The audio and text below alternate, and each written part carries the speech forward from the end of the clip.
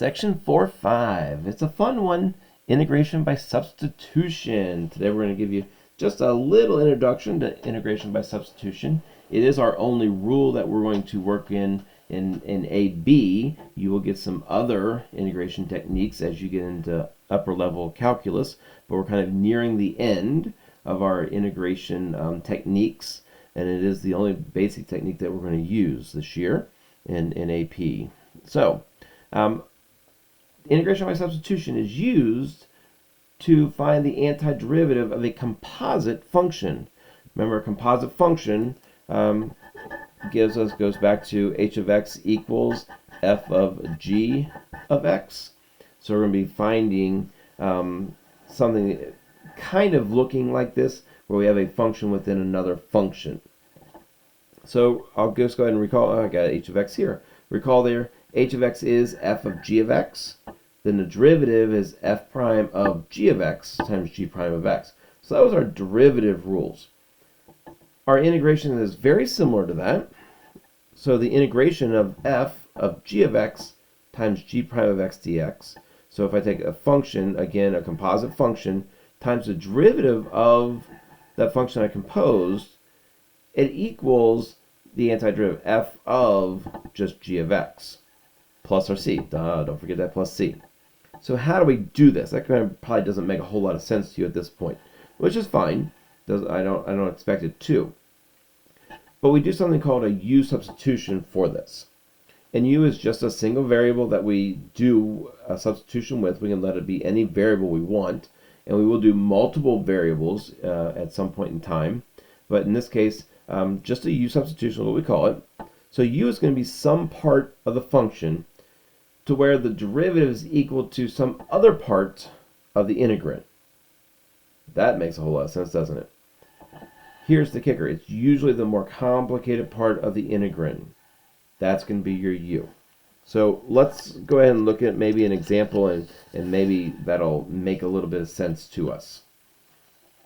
So if I ask you to find the integration of 2x times x squared plus 3 to the 5th dx, if I ask you to find the derivative of this, at this point in time, we would have to multiply x squared plus 3 to the 5th out, then multiply 2x in, and find the derivative of that. The only way we're going to multiply this out is if we used Pascal's triangle. I know how much all of you loved Pascal's triangle back in Algebra 2. So here, we're going to have to go ahead and come up with another method, because I don't want to take x squared plus 3 to the 5th out. But notice, remember the theorem here. If I have f of g of x times g prime of x, that's going to equal the integration of f of g of x plus our c. So notice x squared plus 3, that could be my g of x, because g prime is equal to 2x. Notice that. So there's my g prime and there's my g of x. So g of x is x squared plus 3. My g prime is 2x. So what does that look like? Well, if I let u equal x squared plus 3, and again, this is arbitrary. I can let u be whatever I want. As we do more and more of these problems, you're going to notice, hey, u is probably going to be this, or it's going to be this, or it's going to be this. And I'll kind of give you some hints on what our u is going to be. So for this first day, our u will normally be what is inside the quantity to an exponent. So u in this case will be normally x squared plus 3. So if I do that substitution, I would have the integration of 2x times u to the 5th dx.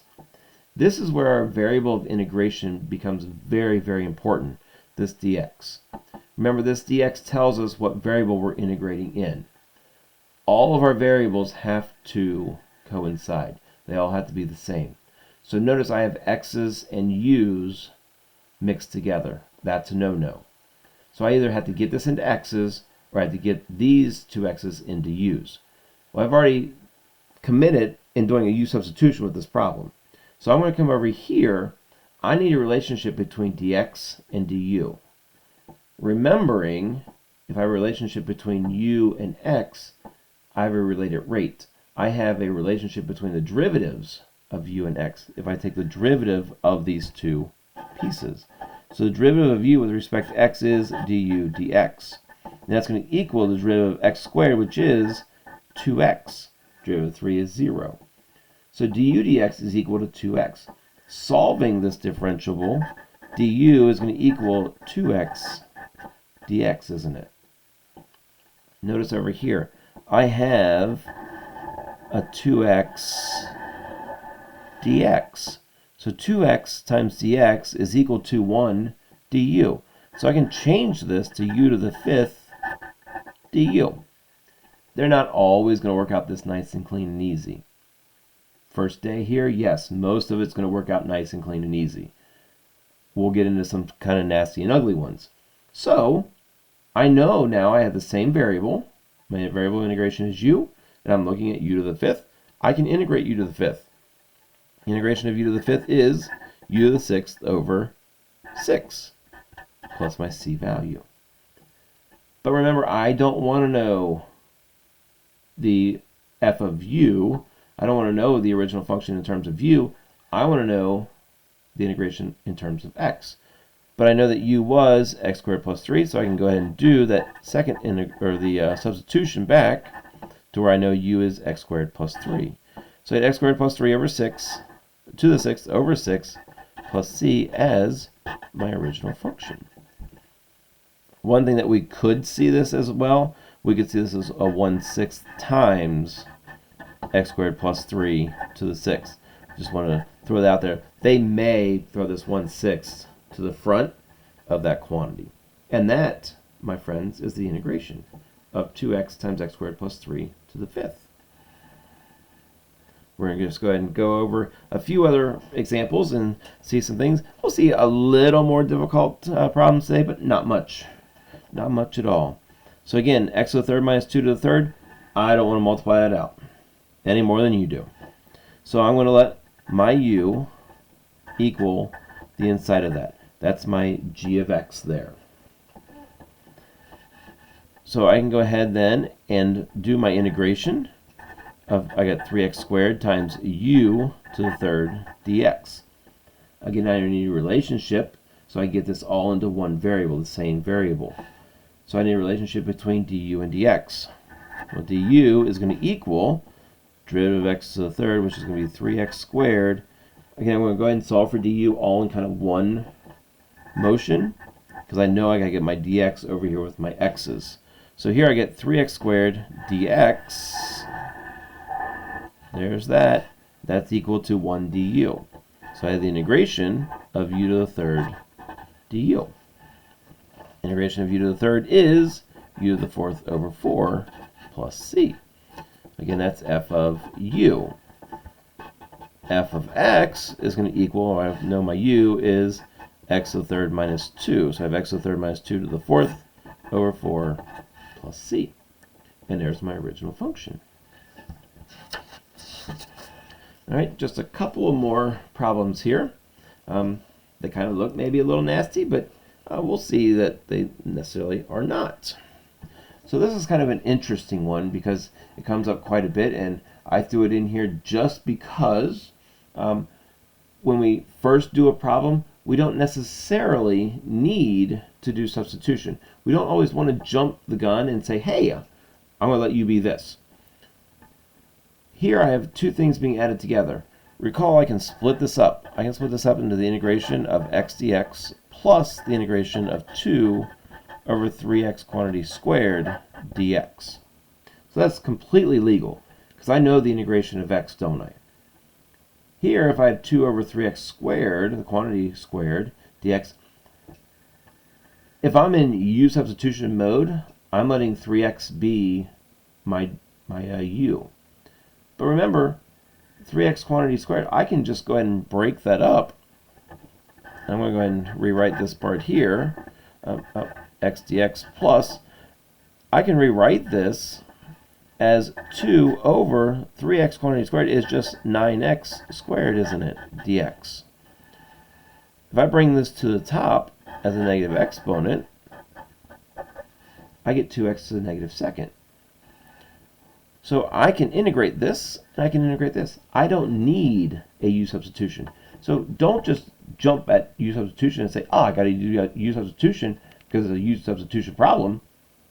It not necessarily isn't just because it's in the same section. So derivative of x, or the integration of x, is x squared over 2 plus c, isn't it? Integration of 2x to the negative second over 9, well, that's going to be 2x to the negative first over negative 1. So negative 1 times that 9 gives me negative 9 plus my c.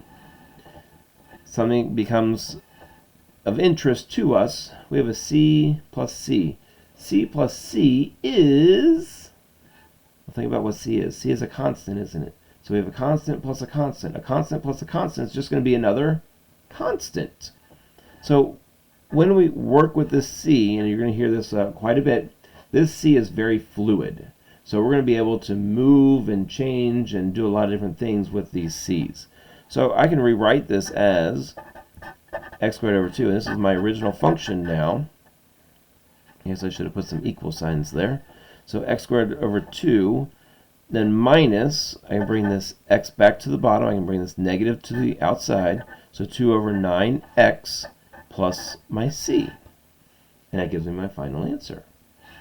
We could find a common denominator if you want, but we don't necessarily have to. Finally, I have this. I have 1 plus 1 over x to the 4th times 1 over x squared dx. Here we have a quantity to an exponent, which is 4. I don't want to multiply it out, so I'm going to make that my u. u equals 1 plus 1 over x. Since I'm here, I'm going to go ahead and find my derivative. Derivative here, derivative of 1 plus 1 over x, derivative of 1 is 0. 1 over x, I can write that as x to the negative first, can't I? So my derivative goes to negative 1 x to the negative second dx, or negative 1 over x squared dx. That's a slight problem, isn't it? Because here's my u, so I have u to the 4th. 1 over x squared dx, that's what I'm looking for. Notice it's pretty close to what I have. I have this extra negative in there. So what I can do is take that negative and I can bring it to my du. So I don't have to have necessarily a clean du to be able to do a substitution. So I have a negative du equals 1 over x squared dx. Now that negative du is coming in to my problem. So I have u to the 4th times negative du. I like to go ahead and bring that negative in front of that u to the 4th. That way it doesn't look like u to the 4th minus du. That would look kind of funny there. So now I know the integration of negative u to the 4th. Integration of negative u to the 4th is negative u to the 5th over 5 plus c. Doing my substitution, my u, and I'm going to bring this, remember there's a negative 1 there, this is negative 1/5, times my u, which is 1 plus 1 over x to the 5th plus c. Again, we could play around with this, finding a common denominator and doing all that kind of stuff, but I would expect you could be able to do that to find a multiple choice answer. So that gives you kind of an idea of how to find the integration of something that's not necessarily as pretty as we would like to and hope that it would be. So integration by substitution, just the beginnings. Oh, just the beginnings. We'll look at some trig and some exponentials and some other things in the days that come. So good luck, enjoy. If you have questions, let me know.